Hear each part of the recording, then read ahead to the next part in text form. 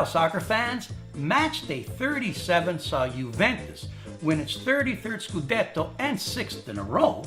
Roma and Napoli hit points and scoring records, and the Milanese finally get back to winning.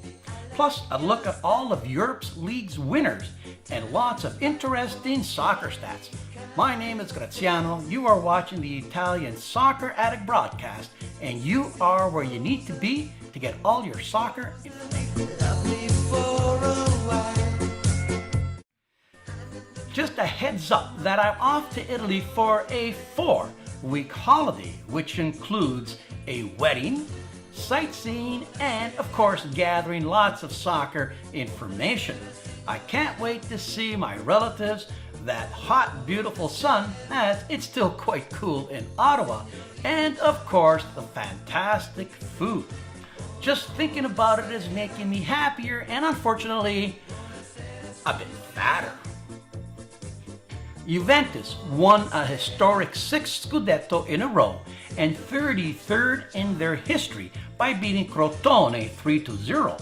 Mandzukic started the party with a tap-in from a Quadrato cross in the 12th, then a stunning Dybala free kick in the 39th finds the back of the net.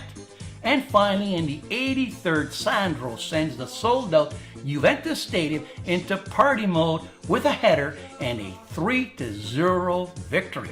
Congratulations on an exceptional year. Now, bring us home that trophy with the big ears.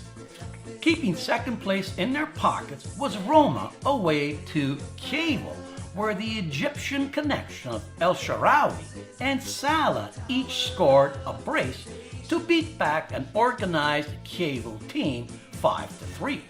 Also scoring was Dzeko, who got his league-leading 27th of the year. Roma has set a record for points recorded and yet not being able to win a title. Napoli, wanting to stay close to Roma for direct entry into next year's Champions League, downed Fiorentina at the San Paolo 4-1. Dries Mertens got the brace to give him 26 for the year, and Insigne got his 16th. Napoli have also scored a record high 90 goals and have not won a title, just like Roma. AC Milan made Europa League playoff qualifications by beating Bologna 3-0 with Deulofeu, Honda, and Lapadula finding the net. Inter avoided a first ever 9-game winless streak in their 109-year history by beating Lazio 3-1 at the Olimpico. After Keita Balde got his 16th for Lazio, 2 Lazio red cards allowed Inter to come back.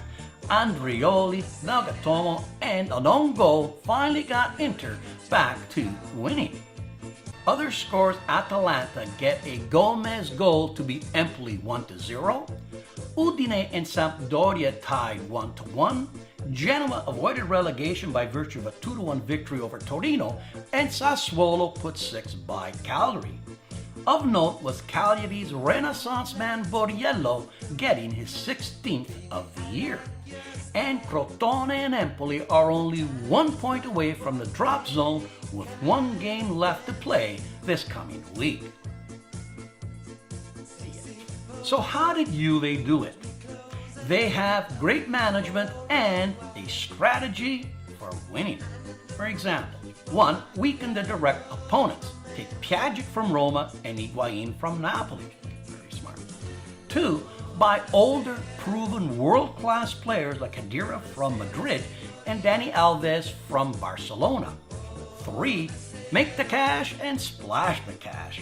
Juve this year set a record for money earned in Serie A with 325 million and set a record for Serie A spending by spending 200 million. And finally, number 4, buy low, sell high. Pogba to Man U for 105 million was a stroke of genius. They traded Pogba's 5 goals for Higuain's 24th. Good management, right? As mentioned, this year Juventus spent some 200 million euros on player transfers. But it's not to win a 12th Coppa Italia or a 6th consecutive Scudetto or its 33 league championships, although they were great achievements. They spent all this money to capitalize on a quickly closing cycle of world-class players. They invested this money to capture the one title that has eluded them. With only 2 Champions League titles to their history, this is the year of conquest. So the investments were made. All the league titles and dominance means squat to a team that has won so many and so easily. This year, it's all about Champions League. And for them, it's win it all or it'll be a bust. Last call for Hannibal this year. In League which no longer has only team winning, AS Monaco won its 8th league title and first since 1999 by beating out PSG, who had won the last 4 in a row. Edison Cavani won the leading scorer with 35 goals. In La Liga, Real Madrid won its 33rd championship and first in the last 5 years. As for Barcelona, their only chance of glory will be the Copa del Rey.